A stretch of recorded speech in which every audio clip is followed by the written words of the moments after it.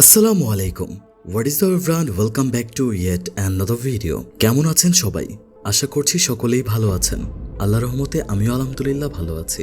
আজকে আমরা এক্সপ্লেইন করতে যাচ্ছি মহারাজা নামের একটি সিনেমা, যেই সিনেমাটা অনেকের কাছেই এই বছরের সবথেকে সেরা একটা সিনেমা, যার এন্ডিংটা একেবারেই সহ্য করার মতো না। সিনেমা শেষ হয়ে যাবে কিন্তু তার রেশটা থেকে যাবে অনেক দিনের জন্য আপনার মাথায়। সিনেমার প্রত্যেকটা পরতে পরতে টুইস্ট আর সাসপেন্স লুকিয়ে আছে। তো রিকোয়েস্ট করব ভিডিওটির একটা পার্টও যাতে মিস না হয়ে যায় আপনার। তো চলুন আর বেশি সময় নষ্ট না করে শুরু করা যাক আমাদের আজকের এক্সপ্লেনেশন।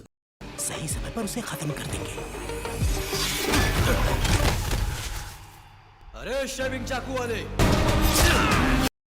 সিনেমার শুরুতেই আমরা একটা স্যালুন দেখতে পাই। সেখানেই আমাদের এই সিনেমার লিড অ্যাক্টর মহারাজাকে আমরা দেখতে পাই, যে পেশায় এই সেলুনে একজন নাপিতের কাজ করে। মহারাজা দোকানে কাজ করার সময় তার মালিককে বলে তার 2 দিনের ছুটির প্রয়োজন, কেননা তার ওয়াইফ এবং তার মেয়েকে কোনো এক জায়গায় ঘুরতে নিয়ে যেতে হবে। এর পরবর্তী সিনে আমরা দেখতে পাই মহারাজা তার ওয়াইফ এবং মেয়ের জন্য তাদের বাড়ির সামনের একটা খেলনার দোকান থেকে কোনো একটা খেলনা কিনছে। তার ওয়াইফকে একটার পর একটা খেলনা দেখানোর পর যখন সর্বশেষ তার ওয়াইফের একটা খেলনা পছন্দ হয়, তখন মহারাজা ওই খেলনাটি প্যাক করে বাইরে বের হওয়ার সময় দেখতে পায় বড়সড় একটা ট্রাক ব্রেক ফেল করে তাদের ঘরের মধ্যে ঢুকে গিয়েছে, ঠিক যেই জায়গায় তার ওয়াইফ এবং বাচ্চা বসেছিল।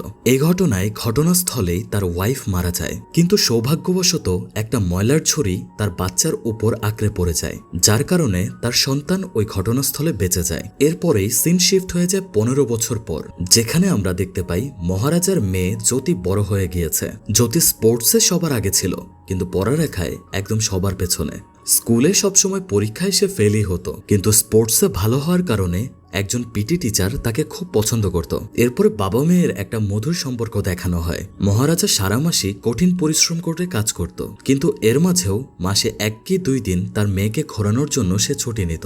জ্যোতিও তার বাবাকে অনেক বেশি ভালোবাসে, তাই জ্যোতি তার বাবাকে শাসনও করত, যেমন এই সব সময় ফ্যানের সুইচ চালু কেন রাখো, অনেক সময় ঘরের দরজা না লাগিয়ে তুমি বাইরে চলে যাও, খাবারও ঠিক মতনে খাও না, এরকম আরো অনেক বিষয়। দেখা যায় তাদের এই ছোট্ট সংসারে শুধুমাত্র তারা দুজনই না, আরও একজন সদস্য রয়েছে তাদের, আর সেটা কোনো মানুষ না, একটা ময়লার ছুরি।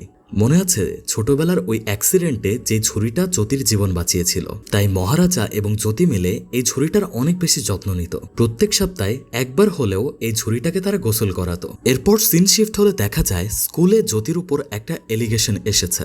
জ্যোতি একটা অশ্লীল ভিডিও পুরো স্কুলে নাকি ভাইরাল করেছে, যার কারণে ওই স্কুলের প্রিন্সিপাল মহারাজা এবং তার মেয়েকে ডেকে পাঠায়। প্রিন্সিপাল এখানে মহারাজা এবং তার মেয়েকে অনেক বেশি বাজে কথা শোনায় এবং বলে এই মুহূর্তে জ্যোতিকে স্কুল থেকে বের করে দেওয়া হবে। কিন্তু মহারাজা একটা কথাই বলে, আমার মেয়ে দোষ করতে পারে না স্যার। ঠিক ওই সময়ই জ্যোতির ফেভারিট স্পোর্টস টিচার হাফিজা আরেকটা ছেলেকে ধরে নিয়ে আসে এবং বলে এগুলার পেছনে জ্যোতির কোনো হাত ছিল না, এই ছেলেটাই এসব কিছু করেছিল।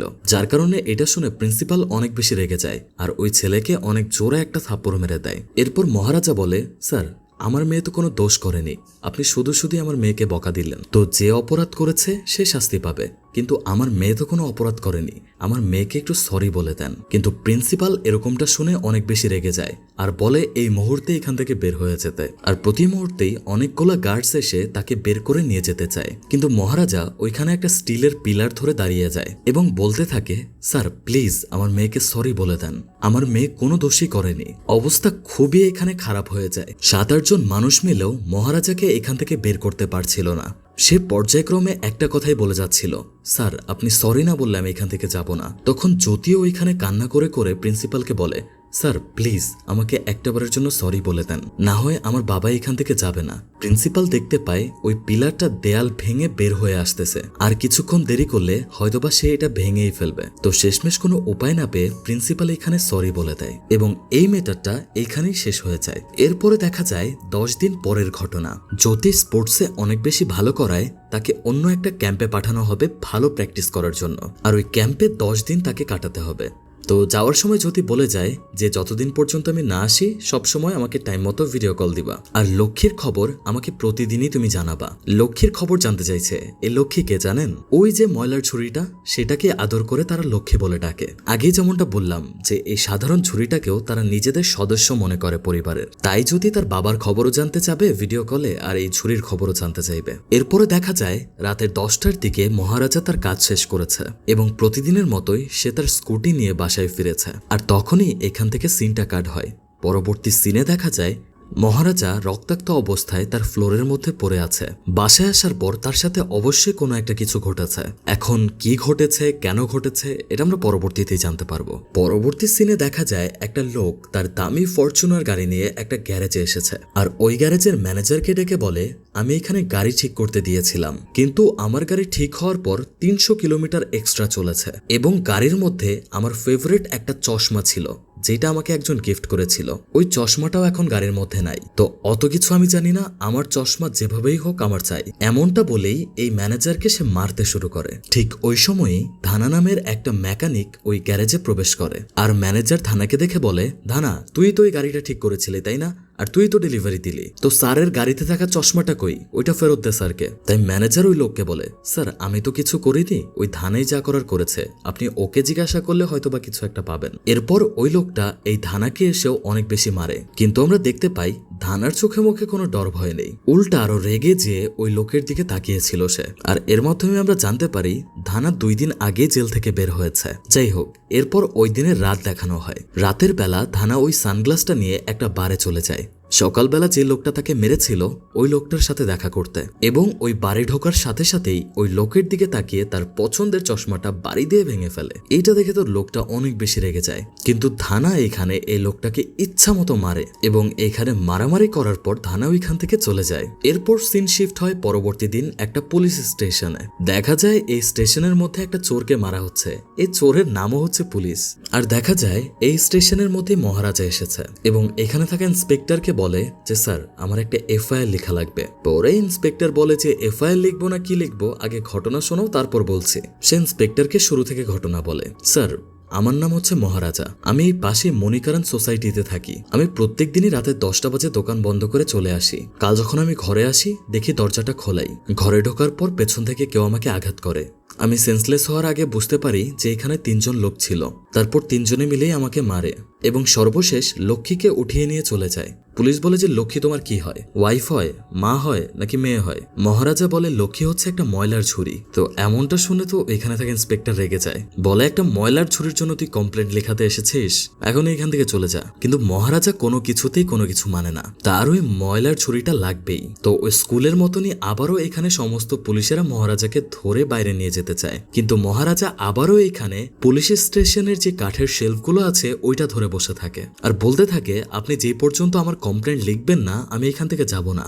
যার কারণে একটা পর্যায়ে এই পুলিশ স্টেশনটা সমস্ত ভেঙে চুরে চুরমার হয়ে যায়। মানে উপরে থাকা সমস্ত শেলফের যা কিছু আছে সবকিছু ভেঙে নিচে পড়ে। আর ওইখানে একটা সাপও বের হয়ে আসে, যার কারণে পুলিশ স্টেশনের সমস্ত পুলিশেরা বাইরে চলে যায়। তো যাই হোক, এরপরে আমরা মুভির ইন্টারেস্টিং পর্যায়ে ঢুকে যাই, যেখানে আমরা একটা কারাপ্টেড পুলিশ অফিসারকে দেখতে পাই। দেখা যায় এই পুলিশ অফিসারটা একটা বড় লোকের ঘরে গিয়েছে। ওই বড় লোক ঘরেরই 85 ভরি স্বর্ণ চুরি হয়ে গিয়েছিল। আর ওই স্বর্ণগুলা উদ্ধার করেই এই তাদেরকে ফেরত দিতে সে এসেছে এবং স্বর্ণগুলো দেওয়ার সময় এখানে জিজ্ঞাসা করে ওই লোককে, স্যার আপনি তো সাধারণ একটা কাজ করেন, মাত্র 60,000 টাকা আপনার বেতন, তো এত সোনা এত বড় বাড়ি কিভাবে করলেন? এমনটা শোনার পর লোকটা ওই পুলিশ অফিসারের উপর খেপে যায়, বলে যে এটা জিজ্ঞাসা করার জন্য তুমি কে? এই সমস্ত কিছুরই লিগ্যাল ডকুমেন্টস আমার কাছে আছে, যে তোমাকে বলতে আমি বাধ্য নই। চোর ধরেছ, সোনা উদ্ধার করে দিয়েছো, যাও এখন চলে যাও। তো এরপর ওইখানে পুলিশ অফিসারটা বাইরে বের হয়ে চলে আসে। আর তখনই পেছন থেকে ওই লোকটা এসে বলে, স্যার এখানে যা দিয়েছেন সবই তো নকল। পুলিশ অফিসার বলে, নকল মানে? তারপর ওই চোরটাকে ধরে নিয়ে আসে গাড়ি থেকে আর ওইখানেই ওই লোকটার সামনে অনেক মারে। চোর বলে, স্যার আমি তো এইগুলাই চুরি করেছিলাম আর এইগুলাই তো ফেরত দিলাম, এগুলো নকল কি আসলে আমি কিভাবে জানবো? তখন পুলিশ অফিসার বলে, একে তো নকল জিনিসের ওপর সময় নষ্ট করাচ্ছেন আমাদের, আর তারপরে এই বড় বড় বাড়ি বিল্ডিং বানিয়ে রেখেছিস, আর যদি এই কেস নিয়ে আমাকে বিরক্ত করিস দেখিস তোর কি খবর হয়। মানে পুলিশ অফিসার চোরকে ধরে আসল সোনা নিজের কাছে রেখে দিয়েছে আর নকলটা এই লোককে এসে দিয়েছে এবং উল্টাভাবে এই লোককে ফাঁসিয়ে দিয়ে চলে গেল। এরপরে যখন এই অফিসার পুলিশ স্টেশনে আসে, এসে দেখে থানার অবস্থা তো খুবই খারাপ। তো সে জিজ্ঞাসা করে যে এই সমস্ত কিছু কিভাবে হয়েছে।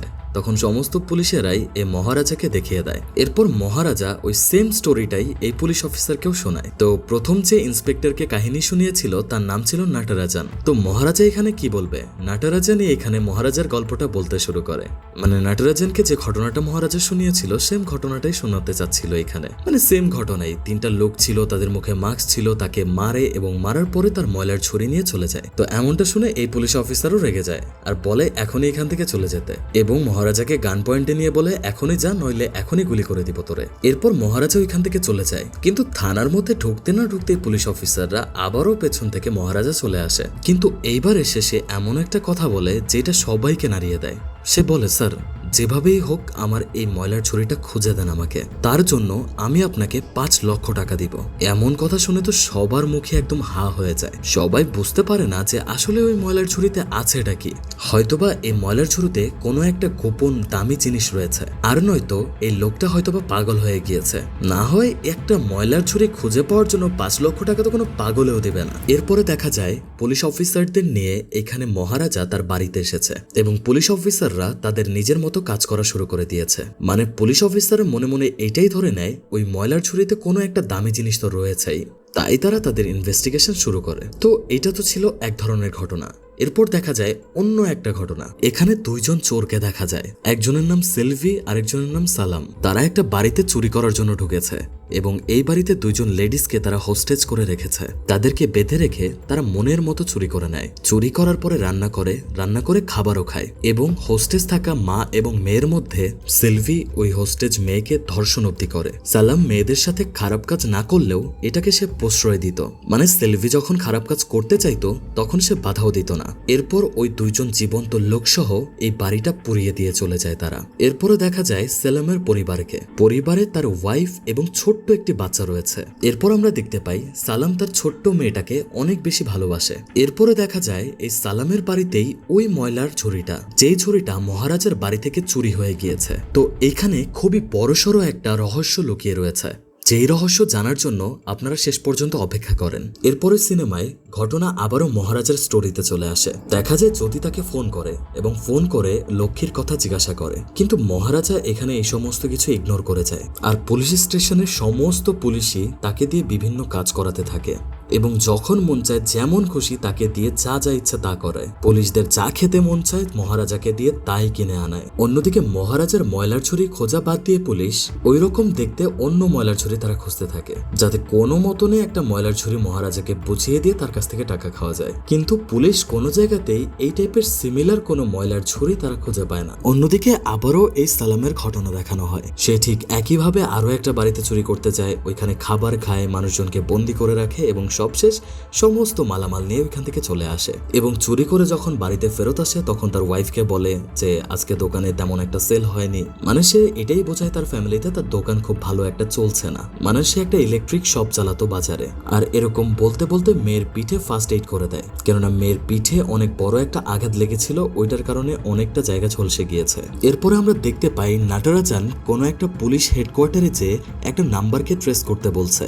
এখন নাটরাজান কার নাম্বার ট্রেস করতে বলছে, কেন বলছে, এই সমস্ত কিছুর ব্যাখ্যা একদম মুভির লাস্টে যে আপনারা বুঝতে পারবেন। কেননা এই মুভিতে যেমন ভাবে গল্প বলা হয়েছে, এক একটা আলাদা আলাদা ঘটনা আলাদা আলাদা ভাবে দেখানো হয়েছে এবং শেষমেশ যখন একটা সিন রিভিল করবে আপনারা সমস্ত ঘটনায় ক্লিয়ারলি বুঝে যাবেন। তাই বলবো যে ঘটনাগুলোই বলছি ছোট ঘটনা হলেও প্রত্যেকটা ঘটনা মাথায় গেঁথে নেন, কেননা শেষের দিকে যে যখন আপনারা ডট মিলাবেন তখন আপনাদের ডট মিলাতে খুব ইজি হবে। অন্যদিকে মহারাজার এখানে 2 দিন হয়ে গেছে পুলিশ স্টেশনে। সে পুলিশ অফিসারদের বলে দিয়েছে তার মেয়ের ফিরে আসার আগেই যাতে ওই ময়লার ছুরিটা তাকে ফেরত দেওয়া হয়। তখন দেখা যায় ওই পুলিশ স্টেশনের মধ্যে একটা লোক এসেছে। এই লোকটাকে চিনতে পারছেন? এটা হচ্ছে সেই লোক যে হচ্ছে ওই গ্যারেজের ম্যানেজার ছিল, ওই যে একটা লোকের কাছে যেদিন মার খেলো সে। তো পুলিশ স্টেশনে আসার কারণ হচ্ছে সে ধানার খোঁজ করতে এসেছে। পুলিশ স্টেশনে এসে সে বলে যে একটা লোক আসছিল, তার একটা চশমা চুরি করে নিয়েছিল ধানা, আর ওই লোকটা এই ধানাকে এই জন্য অনেক মেরেছিল এবং ওই দিনের পর থেকে 2 দিন হয়ে গিয়েছে, এখন পর্যন্ত ধানার কোনো খোঁজ নেই। মহারাজাও পাশে বসে এই গল্পগুলো শুনছিল আর তখনই আমরা মহারাজার মুখে কোনো একটা কিছু লুকাতে দেখতে পাই। এরপরে 2 দিন আগের ঘটনা দেখানো হয়।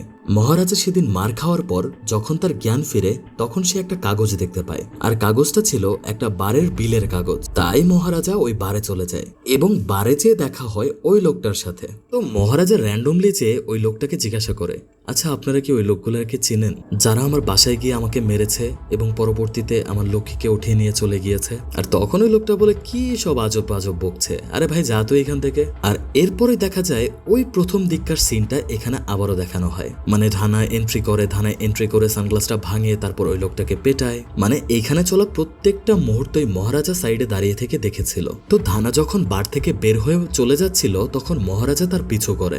ধানাও বুঝতে পারে যে তাকে বাইক নিয়ে কেউ ফলো করছে, তাই ধানা এদিক সেদিক না যেয়ে ধানার নিজস্ব আড্ডায় নিয়ে চলে আসে এই মহারাজাকে, এবং মহারাজাকে আনার পরে ওইখানে থাকা ধানার সমস্ত লোক মিলে মহারাজাকে অনেক মারে। মহারাজা বলে যে দেখো তোমাদের সাথে আমার কোনো শত্রুতা নাই, ওই যে একটা লোক ওর সাথে আমার যত সমস্ত বোঝাপড়া, তো প্লিজ তোমাদের সবারই পরিবার আছে, তোমরা চলে যাও। কিন্তু তারপরেও মহারাজাকে কেউ ছাড়ে না, মহারাজাকে মারতেই থাকে সবাই। আর তখনই মহারাজা তার পকেট থেকে তার স্যালুনের ব্লেডটা বের করে, আর ওই ব্লেড দিয়ে একের পর এক একজনকে মারতেই থাকে।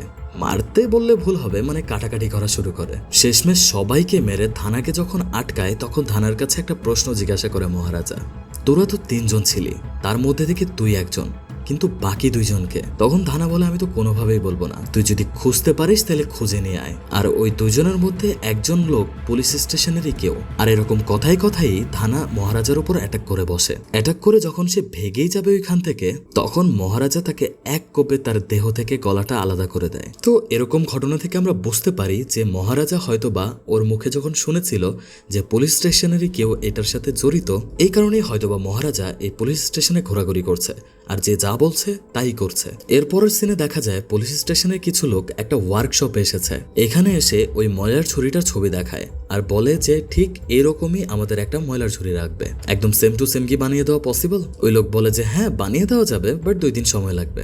অন্যদিকে ঠিক 2 দিন পরেই কিন্তু মহারাজার মেয়েও ব্যাক করবে, তাই নটরাজন এখানে বলে আচ্ছা ঠিক আছে তাহলে আপনি বানান। অন্যদিকে দেখা যায় সালাম তার মেয়ে এবং তার ওয়াইফকে নিয়ে একটা জুয়েলারির দোকানে এসেছে এবং নিজের মেয়ের জন্য গোল্ডের চেন বানাতে চায়, এবং এই ডিজাইনটা তার মেয়েরও অনেক বেশি পছন্দ হয়। তার মেয়ে বারবার ওই ডিজাইনটাই দেখাচ্ছিল। সেলামেরও এই ডিজাইনটা অনেক বেশি পছন্দ হয়, কেননা ডিজাইনে বাচ্চার 2টা পা ছিল। সেলামের ওয়াইফ এখানে বারবার বলছিল যে দেখো তোমার ইনকাম এত নাই, এত দামি জিনিস তুমি এখন কিনতে পারবা না। কিন্তু সেলাম বলে যে না আমি কিনতে পারবো, সমস্যা নেই, যেমনি হোক ম্যানেজ করে নিব, কেননা আমার মেয়ের জন্য আমি সবকিছু করতে রাজি আছি। অন্যদিকে দেখা যায় নটরাজন ইনভেস্টিগেশন করতে করতে ধানার বডি পেয়ে গিয়েছে, আর অন্যদিকে বাকি সবকিছু স্বাভাবিকই চলছিল। অন্যদিকে আবারও সেলামের ঘটনা দেখানো হয়। সে তার মেয়ের বার্থডেতে ওই চেইনটা গিফট করার জন্য আসলে কিনতে চাচ্ছিল। সেলাম যখন চেইনটা ডেলিভারি নিয়ে আসতে যাবে তখন তার ওয়াইফ তাকে ফোন করে, বলে যে নিজের দিকে খেয়াল করেছেন, আসার সময় একটু চুলদারিটাও কেটে আইসেন, আপনার এই চুলদারি বড় হওয়াতে তো আপনাকে গুন্ডার মতো দেখা যায়। তো সালাম এখানে ওই চেইনটা রিসিভ করে তারপর একটা সেলুনে যায় চুল কাটতে, এবং ওই সেলুনে গেলে আমরা দেখতে পাই মহারাজার সেলুনেই এই লোকটা এসেছে। তো এখানে দেখে বোঝা যাচ্ছে মহারাজার বর্তমান চেহারার সাথে এই চেহারার অনেকটা অমিল রয়েছে, মানে এখন মহারাজার অনেক চুলদারি পেকে গিয়েছে, বাট এখানে অনেকটা ইয়াংই লাগছে। তো যাই হোক পরে কি হয় সেটা জানি। তো মহারাজার ট্রিমারের ব্যাটারি শেষ হয়ে যাওয়ায় মহারাজাকে পাশের দোকান থেকে ট্রিমারের ব্যাটারি নিয়ে আসতে বলে। ঠিক ওই সময় দেখা যায় সালামকে সেলভি ফোন করেছে। সে বলে তারা কয়েকদিন আগে যে ঘটনা ঘটিয়েছিল এটার ঘটনা এখন পেপারে এসেছে, মানে তাদের যে শোষণ করা, ডাকাতি করা, পুড়িয়ে দেওয়া মানুষকে সবকিছুই এখানে ডিটেলসে বর্ণনা করা হয়েছে পেপারে। সালাম যখন এ ব্যাপারে কথা বলছিল ঠিক তখনই মহারাজা পেছন থেকে এসে দাঁড়িয়ে যায়, মানে হয়তোবা 2-1টা কথা ভালোভাবে না বুঝলেও শুনছে আর কি। আর ওই মুহূর্তে সালাম ভয় পেয়ে তার ঘরের দিকে চলে আসে, কিন্তু এই তাড়াহুড়ার মধ্যে তার মেয়ের জন্য যে চেনটা কিনেছিল এই চেনটা সে এই সেলুনেই ভুলে চলে আসে। তাই এই চেনটা নেওয়ার জন্য সে আবারও ওই সেলুনে যেতে চায়, এবং মহারাজাও দেখতে পায় এই চেনটা লোকটা ফেলে রেখে চলে গিয়েছে। কাগজে এই লোকের বাড়ির ঠিকানা দেওয়া ছিল, তাই মহারাজা নিজেই সিদ্ধান্ত নেয় যে চেনটা সে বাসায় যেয়ে দিয়ে আসবে। তো মহারাজা যখন সালামের বাসায় ঢুকছিল তখন সালামও বের হচ্ছিল মহারাজা থেকে চেনটা আনার জন্য। অন্যদিকে কোইন্সিডেন্টলি মহারাজার পেছন থেকে পুলিশরাও চলে আসে, কেননা পেপারে যে খবরটা ছাপা হয়েছিল ওই খবরের মধ্যে অপরাধীকে এইটারও ইনফরমেশন ছিল, কিন্তু ফুললি ইনফরমেশন ছিল না। পুলিশ হয়তোবা কোনো না কোনোভাবে ইনভেস্টিগেশন করে তাদেরকে ধরতে এসেছে, কিন্তু অন্যদিকে সালাম দাঁড়িয়ে ভাবছে এই মহারাজাই হয়তোবা এই পুলিশগুলোকে তার কাছে নিয়ে এসেছে, কেননা পুলিশরা তো শুধুমাত্র ঘটনা জানে, অপরাধীকে এটা জানে না। এখানে সালাম মনে করছে এখানে মহারাজাই তাকে ধরিয়ে দিচ্ছে। সেলভি এখানে বন্দুক দিয়ে ভয় দেখাতে থাকে পুলিশদের, তাই পুলিশ এখানে সেলভিকে গুলি করে মেরে দেয়। সালামের ওয়াইফ যে কিনা তাকে অনেক বেশি ভালো মানুষ ভাবতো তার সামনেও তার সত্যটা চলে আসে, মানে একে তো চুরি করেছে, তারপর হচ্ছে মেয়েদের ইজ্জত নিয়ে খেলেছে, মানুষকে মেরে ফেলেছে, তাই এখানে সেলামের ওয়াইফও বলে দেয় যে নিয়ে যাও ওকে। সেলাম তো এখানে সবকিছুই মেনে নিতে পারছিল, কিন্তু তার মেয়ের শোকটা সে মেনে নিতে পারছিল না। সে পুলিশের কাছে অনেক রিকোয়েস্ট করে, স্যার একটা বারের জন্য আমার মেয়ের সাথে আমাকে দেখা করতে দেন। সে বারবার তার মেয়ের দিকে তাকিয়েছিল আর বারবার তার মেয়েকে ডাকছিল। এবং পুলিশ যখন সেলামকে ধরে নিয়ে যাচ্ছিল তখন সে অনেক তীক্ষ্ণ নজরে মহারাজার দিকে তাকিয়েছিল, অনেক রাগ নিয়ে। কিন্তু আসল সত্যিটা কি ছিল এটা তো সেও জানে না। অন্যদিকে নকল ময়লার ছুরিটাও তৈরি করা হয়ে গিয়েছিল এবং পুলিশেরই লোক এই নাল্লা শিবা নতুন এই ময়লার ছুরিটাকে ছবিতে থাকা একদম পুরনো দেখতে ওই ময়লার ছুরিটার মতো বানিয়ে ফেলে। এবং নাল্লা শিবা বলে যে স্যার এখন নিয়ে যে আপনি দিয়ে দেন আর 5 লাখ টাকা নিয়ে আসেন। কিন্তু অফিসার এখানে বলে যে আসলে তো এই কথা সত্যি যে যেহেতু আমরা এই ময়লার ছুরিটা পেয়েছি তাহলে তো আমাদের একটা চোরও লাগবে, কেননা যেহেতু এটা আমরা পেয়ে গিয়েছি তো কোনো না কোনো কেউ তো চুরি করেছে, তাই না? তো পুলিশ অফিসারের কাছে অনেকগুলা চোরই ছিল। তো সে একে একে অনেক চোরের কাছেই ফোন দেয় আর সবাইকে বলে যে জাস্ট তুই খালি একটু অভিনয় করে দিস যে তুই এই জিনিসটা চুরি করেছিলি। এখন সব চুরি তো মেনে যায় যে এরকম চুরি করেছে, এটা তারা মেনে নিবে। কিন্তু যখন শুনে যে আসলে চুরিকৃত জিনিসটা কি, যখন চোররা শোনে যে শুধুমাত্র একটা ময়লার ঝুড়ি, তখন তারা বলে দেয় যে স্যার আমাদের কোনো স্ট্যাটাস নাই, একটা ময়লার ঝুড়ি চুরি করছি এটার অপরাধে ফাঁসবো। মানে সব চোররাই এখানে অপরাধ স্বীকার করতে মানা করে দেয়। অন্যদিকে আর একদিন বাকি আছে, কালকে সকালবেলা ওই ময়লার ঝুড়িটা দিয়ে আসতে হবে, মানে যা করার আজকে রাতের মধ্যেই করতে হবে। তো দুইজন পুলিশ অফিসার আর পুলিশের লোক নাল্লা শিবা এখানে সবাই মিলে আলোচনা করছিল, আরে ভাই এখন কি করি, জাস্ট একটা ময়লার ছুরি চুরি করছে এটার অপরাধ কেউই মানতে চাইছে না, ছোট্টখাটো একটা অ্যাক্টিং এর তো ব্যাপার, তো এখন এইটার জন্য যে অ্যাক্টিং করবে তারা আমি 50,000 টাকা দিব। তো এই কথাগুলো নাল্লা শিবা পাশ থেকে শুনছিল। তো নাল্লা শিবা বলে এতটুকু একটা কাজের জন্য 50,000 টাকা, আর যেহেতু শুধু একটা অ্যাক্টিংই করতে হবে এই অ্যাক্টিং তো আমিও করতে পারবো। কিন্তু নাল্লা শিবা আসলে জানতো না যে এই চুরিটা কিভাবে হয়েছে বা কোত্থেকে হয়েছে বা কার কাছ থেকে হয়েছে। তাই সে পুনরায় আবারও সেই ঘটনাটা শুনতে চায়। তো পুলিশ অফিসার যখন থানাতে ফোন করে দেখা যায় এই রাতের বেলাও মহারাজা এই থানার মধ্যে বসেছিল। তো মহারাজাকে আবারও সেম ওই কাহিনীটাই বলতে বলা হয়। তো মহারাজা এখান থেকে তার কাহিনী বলা শুরু করে। অন্যদিকে দুই পুলিশ অফিসার আর নাল্লা শিবা তিনজনই শুনতে থাকে। আর এইখানেই রিভিল হয় মুভির সব থেকে বড় একটা টুইস্ট। মহারাজা এখানে তার মতো করে ঘটনা বলতেই থাকে। ঘটনায় সে যেরকম ভাবে বলছে সেখানে দেখে বোঝা যাচ্ছিল তার সাথে এই সমস্ত কিছু ঘটেছে, কিন্তু বাস্তবে সবকিছুই ঘটেছিল তার মেয়ের সাথে। মহারাজা বলে, আমার নাম মহারাজা, আমি কেকে নগর থাকি। আমি প্রতিদিনের মতো রাত 10টা বাজে আমার দোকান বন্ধ করে বাড়িতে ফিরে আসি। ওদিন যখন আমি বাসায় আসি দেখি আমার দরজা খোলাই আছে। আমি ঘরে যাই, আমার ব্যাগটা পাশে রাখি, তারপর আমি চলে যাই আমার ড্রেস চেঞ্জ করতে। আমি ড্রেসও চেঞ্জ করি, ঠিক তখনই পেছন থেকে একটা আওয়াজ আসে। আমি কে বলতে বলতেই আমার পেছন থেকে মুখটা জোরে করে চাপ দিয়ে ধরা হয়। তারপর ওই 3জন লোক মিলে আমাকে প্রচন্ড মারে। তো মহারাজা এরকম করেই ঘটনাটা বলে। তো আসলে যে ঘটনাটা ঘটছে তার কথার সাথে আমরা আসল ঘটনাটাও দেখতে পাই, যেটা সে এখন পর্যন্ত পুলিশকে বলেইনি। আসলে তার মেয়ে কিন্তু আগেই বাড়িতে ফিরে আসছিল। সে অতীতের ঘটনাগুলোই বলতেছে যে তার মেয়ে ফিরে আসবে। তার মেয়ে আসার সময় একটা লাল জুতা তার জন্য কিনে আনতে বলেছিল। তো মহারাজা সেদিন ওই জুতা কেনার জন্যই তার দোকান বন্ধ করে গিয়েছিল কোনো এক দোকানে। আর ওই মুহূর্তেই তার মেয়ে তার বাড়িতে চলে আসে। এরপর তার মেয়ের সাথে এই ঘটনাগুলো ঘটে। শুধু তাই না, আরো জঘন্যতম ঘটনাগুলো ঘটে, যেখানে 3জন লোক আসে। একজন হচ্ছে সেলাম, যে 15 বছর পর জেল থেকে বের হয়েছে। তারই সাথে ধানা এবং এই নাল্লা শিবা, এই দুজনের বন্ধুত্ব হয়। তারা সকলে মিলেই আজকে এখানে মহারাজাকে মারার জন্য এসেছিল, কেননা সেলম মনে করত যে এই মহারাজার জন্যই তার পুরো জীবনটা নষ্ট হয়ে গিয়েছে। তো যেহেতু মহারাজা আসেনি, তার মেয়ে এসেছে, তো এই কাজগুলা তার মেয়ের সাথেই করা যাক। তো সেলাম প্রথমে মেয়েটাকে অনেক মারে, তারপর মেরে 3জনই রুম থেকে বের হয়ে আসে। এরপর নাল্লা শিবা ওই সালামের কাছে পারমিশন চায় মেয়েটাকে ধর্ষণ করার জন্য। সেলামও পারমিশন দিয়ে দেয় যে যা মন চাই কর। তো প্রথমে একবার যে ধর্ষণ করে আসে নাল্লা শিবা, তারপর এই কাজটা ধানাও যেয়ে করে পরবর্তীতে, এবং সর্বশেষ নাল্লা শিবা আবারও যেয়ে ওই খারাপ কাজটা করে আসে। তো পরবর্তীতে ধানা যখন আবারও যেতে চায় তখন সালাম বলে যে থাক, এত বেশি কিছু করার দরকার নেই, যেহেতু আজকে ওরে পাই নাই, কালকে এসে ওরে দেখে নিব, আর এই ঘরে চুরি করার মতো কিছু নেই, চলে যাই। তো মহারাজা কিন্তু পুলিশ স্টেশনের মধ্যে এই কোনো ঘটনাই বলেনি, জাস্ট মারা হয়েছে আর ঘরের কোন জায়গায় কে কে কিভাবে ছিল এই ঘটনাটা বিবরণ করে বলেছে, এবং মেয়ের ক্যারেক্টারের জায়গায় নিজের ক্যারেক্টারটা দাঁড়া করিয়ে দিয়েছে। তো নাল্লা শিবা যখন এখানে চুপ করে ঘটনাটা শুনছিল তখন তো তার ওই ঘটনার কথাই মনে পড়ে যায়। আসলে যে ঘটনাটা বলছে এটা তো সত্যি ঘটনা না, সত্যি ঘটনা তো অন্য একটা। তো নাল্লা শিবা এখানে অনেকটাই ভয় পেয়ে যায়, তাই একটু সাইড হয়ে এখানে সে সালামকে ফোন দেয়। তো নাল্লা শিবা বলে আমরা যে কাজটা করছিলাম ওই বাড়িতে আমার এখন যাইতে হবে। সেলাম বলে যে তুই করছস, তুই এখন বোঝ, আমি এগুলোর ব্যাপারে কিছু জানি না। এরপরে আমরা দেখতে পাই মহারাজাকে। মহারাজা হসপিটালে তার মেয়ের সামনে দাঁড়িয়ে আছে, যেখানে তার মেয়েটার খুবই খারাপ অবস্থা। একে তো তার সাথে রেপ করা হয়েছে, দ্বিতীয়ত তাকে জঘন্যভাবে মারা হয়েছে। আসলে মহারাজা এই হসপিটালে বসে এই প্ল্যানটা করেছিল কিভাবে অপরাধীদের ধরে সাজা দেওয়া যায়। আর যে ময়লার ছুরি চুরি হয়ে গেছে বারবার বলা হচ্ছিল, ওই ময়লার ছুরিটা তার মেয়ের বেডের নিচেই ছিল। এর পরের দিনের সিনে দেখানো হয় যে নাল্লা শিবাকে নিয়ে পুলিশ অফিসাররা মহারাজার বাড়ির দিকে আসছে, আর মহারাজাও তার বাড়িতে সে একা একা বসে আছে। এখানে একটা কথা বলতে ভুলে গেছি, আসলে জ্যোতির সাথে যখন ওই খারাপ কাজগুলো হচ্ছিল তখন জ্যোতি একটা জিনিস দেখতে পায়, ওই লোকগুলোর মধ্যে থেকে কারো একজনের পিঠে উঁচা কোনো একটা কিছু ছিল। তো এরকমটা জ্যোতি তার বাবাকে বলেছিল। তো যাই হোক, এরপর পুলিশ অফিসাররা এখানে নাল্লা শিবাকে এনে মহারাজাকে বলে যে এ হচ্ছে তোমার চোর, আর এই হচ্ছে তোমার এই ময়লার ছুরি চুরি করে নিয়ে গিয়েছিল, আর এই যে তোমার ময়লার ছুরি। মহারাজা কিছু না বলেই মহারাজা এই নাল্লা শিবাকে জড়িয়ে ধরে, কেননা মহারাজা শুনেছিল যে পুলিশদের মধ্যে কোনো একজন জড়িত আছে এর মাঝে। যখনই নাল্লা শিবাকে সে জড়িয়ে ধরে তখনই তার পিঠে ওই ওচা জিনিসটা সে অনুভব করে। তো মহারাজা যখন বুঝে যায় যে এই লোকটাই হচ্ছে সেই লোক যে কিনা আমার মেয়ের সাথে এরকম খারাপ কাজগুলো করেছে, তখন মহারাজা কিছুই বলে না, একদম চুপ করে থাকে। তখন পুলিশ অফিসার বলে যে দেখো, তোমার যা যা করার দরকার ছিল আমরা সবকিছু করে দিয়েছি।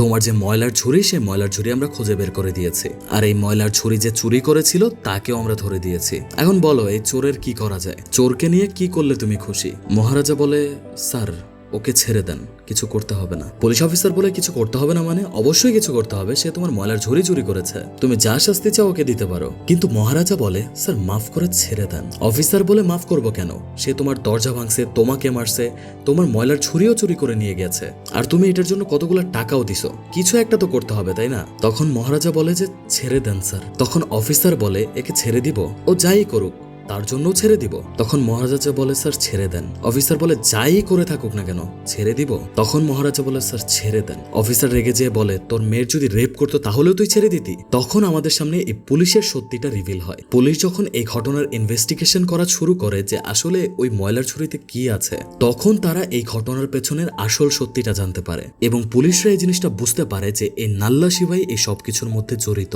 কেননা পুলিশরা যখন ধানার বডিটা পেয়েছিল, ধানার ফোনের মধ্যে এই নাল্লা শিবারই ফোন আসতেছিল। পরবর্তীতে পুলিশরা সবকিছু ইনভেস্টিগেশন করে এই নাল্লা শিবার সাথে মিশে সবকিছু বের করে, আর এই সমস্ত কিছু নাল্লা শিবা মহারাজাকেও কোনো কিছু জানতে দেয়নি পুলিশ। আর এরপরেই দেখা যায় একটা চাপাতি তুলে নিয়ে পুলিশ অফিসার মহারাজার হাতে ধরিয়ে দেয়, বলে চিরজীবনের জন্য এরকম মানুষরূপী পশুগুলাকে শেষ করে দেয়। তো এরকমটা বলে চাপাটিতে হাতে ধরিয়ে দিয়ে পুলিশ অফিসার বের হয়ে আসে।